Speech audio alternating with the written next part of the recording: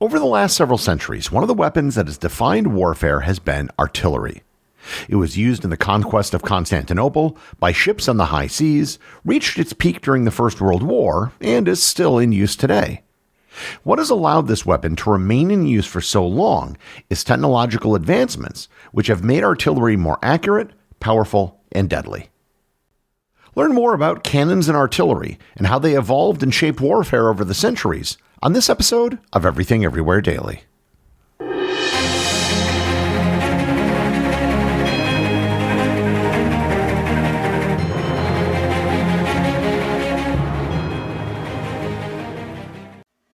This episode is sponsored by ExpressVPN. Netflix has more than 18,000 titles globally, but only 7,000 of those are available in the US. You're missing out on literally thousands of great shows unless you use ExpressVPN. ExpressVPN lets you change your online location so you can control where you want Netflix to think you're located. ExpressVPN can also save you money on flights or hotels by allowing you to change your virtual location, as booking sites often display different prices based on the country you appear to be in. ExpressVPN's apps are available on phones, laptops, tablets, and smart TVs, and it also has blazing fast speeds which let you stream in full high definition. I spent over a decade traveling around the world, and I wish I had ExpressVPN during my travels, as it would have made my life a whole lot simpler. So be smart. Stop paying full price for streaming services and only getting access to a fraction of their content. Get your money's worth at expressvpn.com/EED. Don't forget to use the link at expressvpn.com/EED to get an extra 4 months of ExpressVPN for free. This episode is sponsored by Mint Mobile. You've heard me talk about Mint Mobile for a while now, but you've probably also heard someone else talking about Mint Mobile, Ryan Reynolds.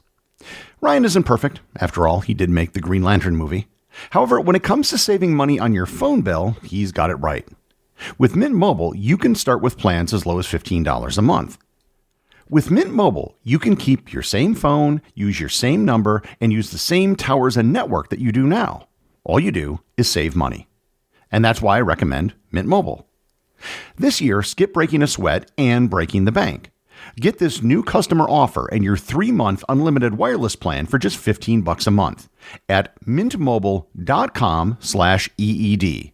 That's mintmobile.com/EED. Upfront payment of $45 required, equivalent to $15 a month. Limited time new customer offer for first 3 months only. Speeds may slow above 35 gigabits on unlimited plan. Taxes and fees extra. See Mint Mobile for details.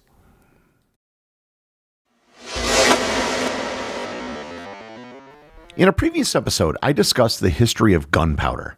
Gunpowder was one of the 4 great inventions of ancient China, but the remarkable thing is that gunpowder existed for centuries before the development of firearms or artillery. We have evidence of gunpowder existing in the 2nd century, but it wasn't until the 13th century that evidence of the first cannons appeared.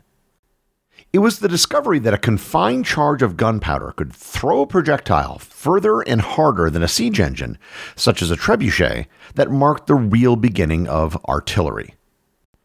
These early Chinese cannons were more akin to firearms and served as just a precursor of what the cannon was to later become. In the same century that the first proto-cannons appeared in China, the secret of gunpowder escaped China, most likely by Muslim traders and the Mongols. And once it left China, it spread quickly. The first cannons began to appear in Europe in the early 14th century, less than 100 years after they first appeared in China. These early weapons faced several challenges: how to contain the explosive force without the barrel bursting, how to load projectiles efficiently, and how to aim with any degree of accuracy. Initially, they were more psychological weapons than practical military tools. These early pieces, often called bombards, were massive, unwieldy devices that required teams of specialists to operate. The famous Mons Meg cannon, built around 1449 for King James II of Scotland, weighed over 6 tons and could fire stone balls weighing 330 pounds. But it required hours to load, aim, and fire just a single time. The critical early advancement was learning to cast cannons from bronze and later iron. Casting melts iron and pours it into a mold to solidify in shape, while forging heats iron short of melting and shapes it by hammering or pressing to create its structure. This casting technique, perfected in the 15th century, enabled the creation of much stronger and more reliable barrels that could withstand greater internal pressures. The stronger barrels meant artillery crews could use larger powder charges, dramatically increasing range and impact. During this period, artillery began to reshape military architecture. Traditional high stone walls, which had dominated medieval fortifications for centuries, became vulnerable to sustained cannon bombardment.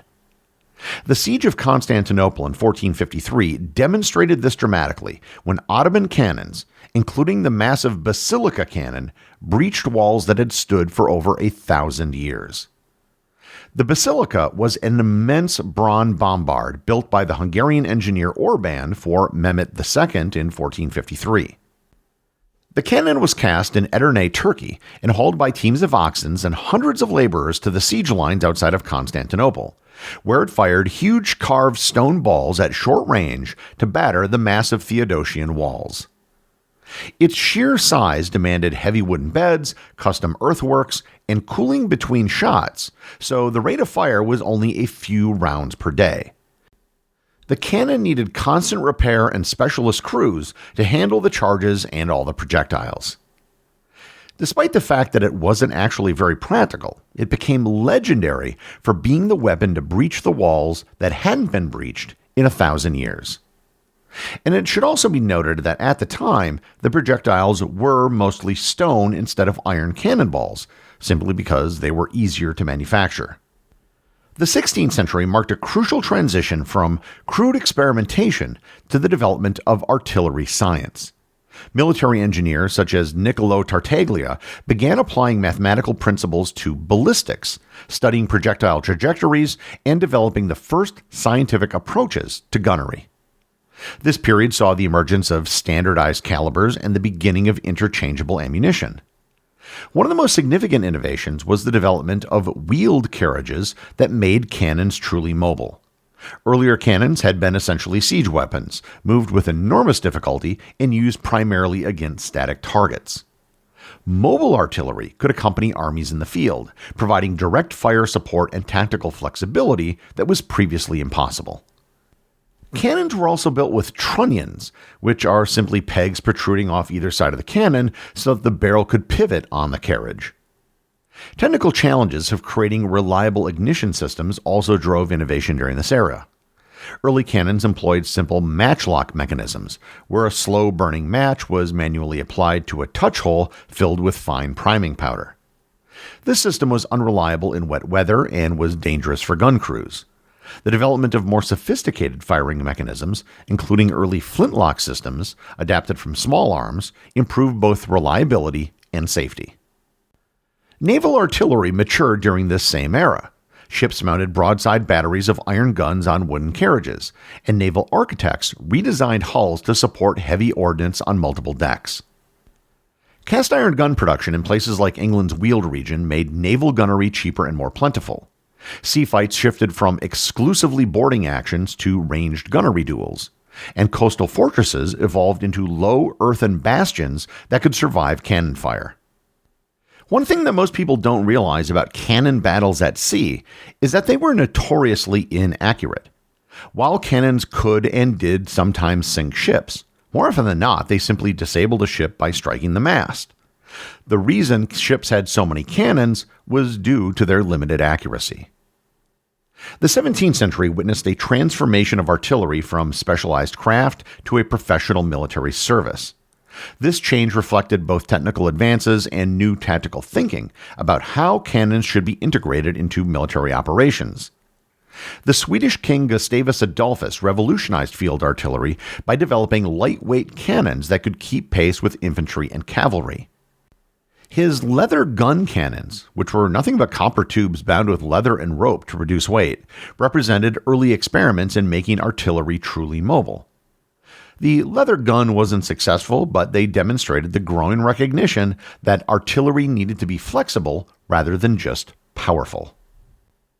More successful were the French innovations under Louis XIV and his artillery commander Jean-Baptiste de Gribeauval. The Gribeauval system, introduced in the 1760s, standardized French artillery around a few specific calibers, created interchangeable parts, and developed systematic training programs for artillery officers. This standardization enabled the manufacture of ammunition, spare parts, and replacement equipment in advance, allowing for their distribution where needed and dramatically improving logistical efficiency. Technical improvements during this period were substantial. Cannons became more precisely manufactured with improved boring techniques that created smoother and more consistent barrel interiors. This improved accuracy and allowed for tighter fitting projectiles that captured more of the explosive force. The development of more effective gunpowder compositions with better ratios of saltpeter, charcoal, and sulfur also increased the power available from each charge.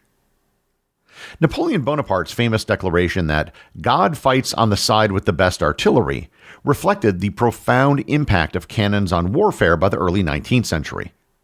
Napoleon himself was trained as an artillery officer and understood better than most commanders how to concentrate firepower for maximum tactical effect. The technical advances of this period focused on improving the rate of fire, accuracy, and battlefield mobility. French artillery could now fire approximately 2 rounds per minute, which was a significant improvement over earlier systems. The development of explosive shells represented another major advancement. While solid shot remained the primary anti-personnel and anti-fortification ammunition, hollow projectiles filled with gunpowder and equipped with timed fuses could explode above or among enemy formations. These shells were particularly effective against cavalry and infantry that were out in the open, which extended artillery's lethal range beyond direct impact. By the 19th century, though advances had been made in the use of artillery and the manufacture of cannons, the basic design hadn't really changed for centuries. Almost all cannons were smooth-bored and muzzle-loaded. And this all changed with the Industrial Revolution.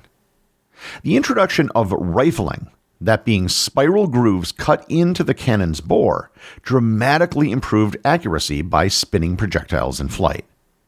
Rifled cannons could hit targets at ranges where smooth-bore artillery could barely be aimed effectively. However, rifling also required more precise manufacturing and created new challenges in loading, since projectiles had to engage with the rifling grooves. So equally revolutionary was the development of breech loading mechanisms that allowed cannons to be loaded from the rear rather than the front of the muzzle. This change might seem simple, but it required solving complex engineering problems related to creating gas-tight seals that could withstand explosive pressures while still opening and closing reliably.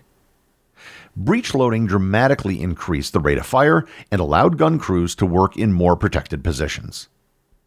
The other major advancement was the replacement of bronze and iron with steel. Steel cannons could withstand much higher pressures, allowing for more powerful charges and longer ranges.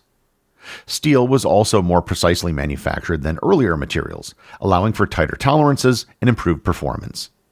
The Krupp steel cannons developed in Germany became legendary for their range and accuracy.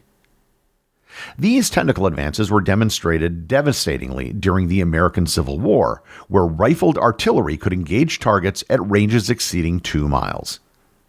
The war showed both the potential and the destructive consequences of industrialized artillery production, as both sides manufactured cannons and ammunition on a previously unimaginable scale. In the 1880s, another major change in artillery technology was the development of smokeless powder, based on nitrocellulose compounds rather than the traditional saltpeter mixture, which increased the energy available from propellant charges by approximately 3-fold. This meant that artillery could now achieve much higher velocities and longer ranges without increasing the size of the powder charges. Smokeless powder also eliminated the massive clouds of white smoke that had previously revealed artillery positions immediately after firing. This smokeless characteristic dramatically improved artillery survivability, since gun crews were no longer automatically exposed to counter battery fire after every shot. The First World War represented the culmination of artillery as an industrial weapon system. The war began with artillery tactics and technology that were little changed from the 19th century. But by 1918 and the end of the war, artillery had evolved into a sophisticated, scientifically managed killing system. The technical advances during this period focused on solving the problems of trench warfare. Traditional direct-fire artillery, where gunners could see their targets, became impossible in the face of machine guns and entrenched positions. Artillery had to learn to fire indirectly, using mathematical calculations and forward observers to engage targets that were miles away and couldn't even be seen. Estimates vary, but historians generally put the total artillery expenditure of the First World War at 1 billion rounds. To provide a sense of scale of the use of artillery, the number of shells fired during the war exceeded the cumulative artillery expenditure of all prior wars in human history by at least an order of magnitude and probably more. World War II marked a decline in the importance of artillery. Armies weren't static like they were in the First World War. They were highly mobile, which made it difficult for artillery to target them, as well as for artillery guns to be moved and deployed. Radar technology, originally developed for air defense, found artillery applications in counter-battery work and target acquisition. Radar could detect incoming shells and calculate back to determine the firing position of the enemy artillery, enabling a rapid and accurate counter-battery fire. After the war, the development of atomic weapons created an entirely new category of artillery applications. The American M65 Atomic Annie cannon, tested in 1953, could fire nuclear shells with yields equivalent to thousands of tons of conventional explosives, although, of course, they were never used in combat. Precision-guided munitions have transformed artillery effectiveness. GPS-guided shells can now strike targets within meters of their intended impact points, even at maximum range.